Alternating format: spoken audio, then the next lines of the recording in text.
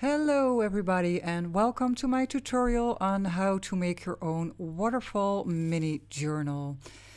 You can see I started with brown paper and the Tim Holtz pocket cards from Christmas this year, just to give it a sturdy background to work on later, and I made two of those.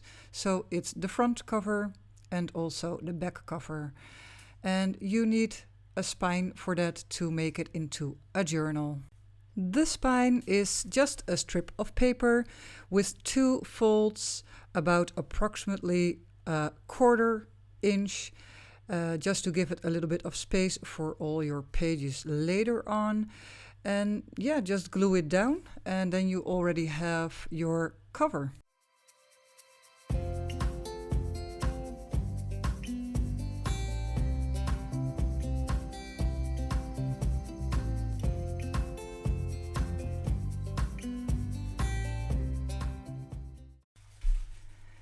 I took two mid-size pocket cards, made them the right size so I can use it as a pocket on the left and the right on the inside of the journal. And don't forget to ink and stitch the edges.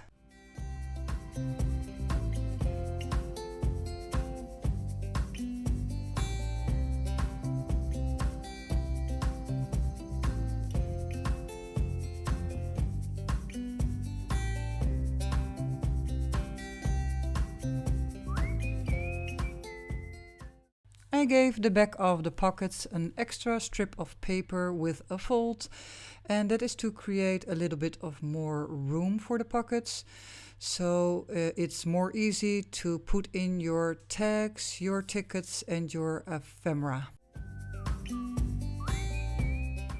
I am using the small pocket cards to create a waterfall.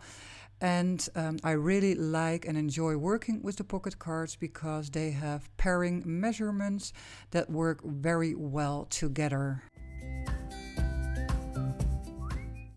Remember to do your stitching before gluing down the cards.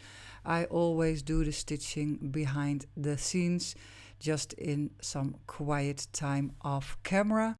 Make sure to do a lineup of the mini cards before you glue them down, definitely, because you really want to place them in the right order and the right distance of each other.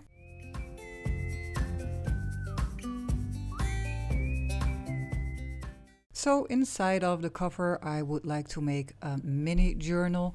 So I took out some papers, some packaging papers, some leftover papers from the backdrops, some lined paper, which I have colored with some watercoloring, distress inks, or maybe coffee or tea stains.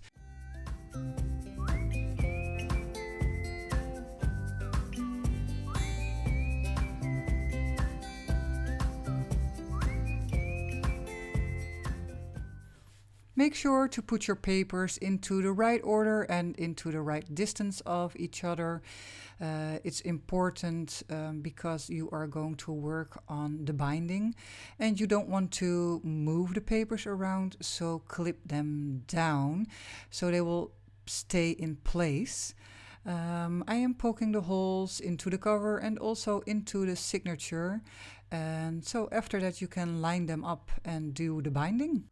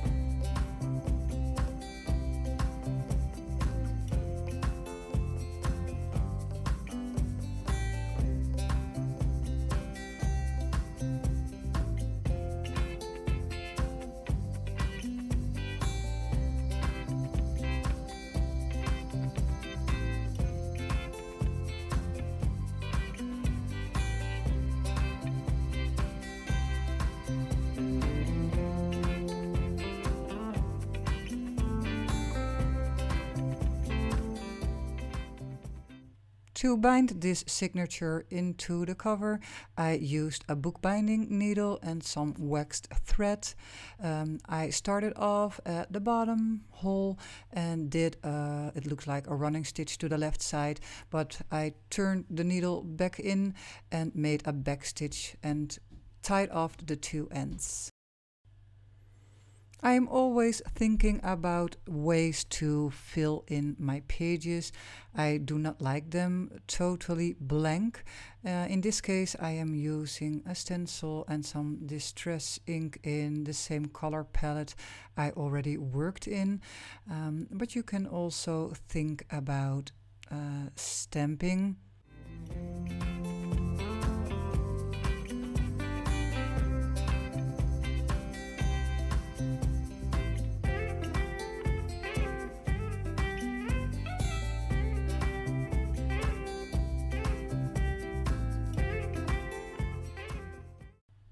I am always looking for materials that really match the theme, and in this case it is a Christmas journal, and I really thought these arches in this stencil are a perfect match for this theme.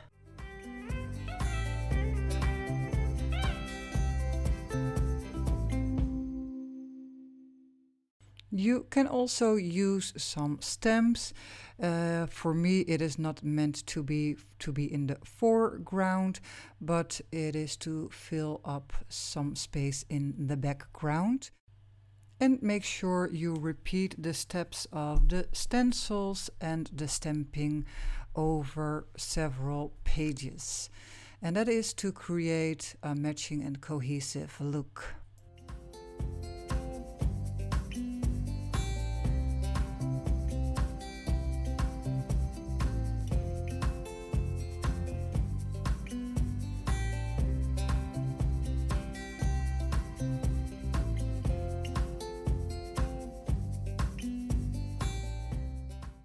As you guys know, I worked on the Tim Holtz Christmas Ideology release of this year, 2021. I used a lot of papers for those two projects, but I always have leftovers. So I pulled them out for today, and I am looking for ways to make good use of them for this little journal. I am making strips of paper.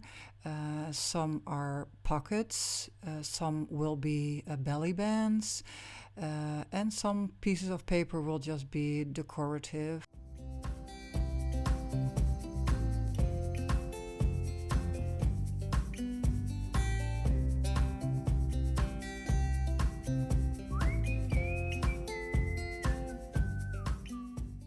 I find it very pleasant to have something on my journal pages. It's just a good start to build on even further, and then you don't have to be thinking about the blank pages and what to do. In this case, you already have a start, and I did that with some stamping.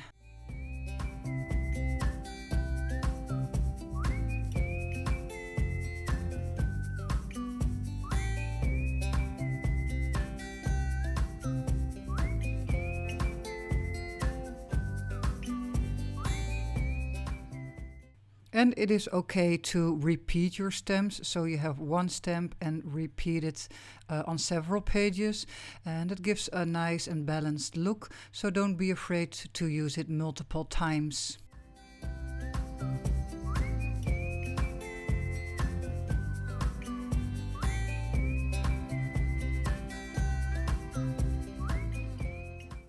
I did the stamping in multiple colors, but be sure to keep in your same color scheme, and I used Watering Can and Red Geranium, but you could also think about a green ink or maybe black.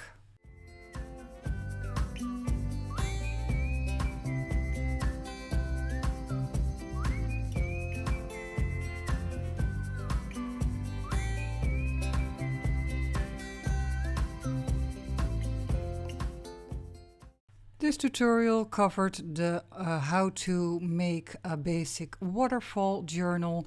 I hope you liked it, and if you do, Please like, subscribe, or leave me a comment. I appreciate it. Thank you.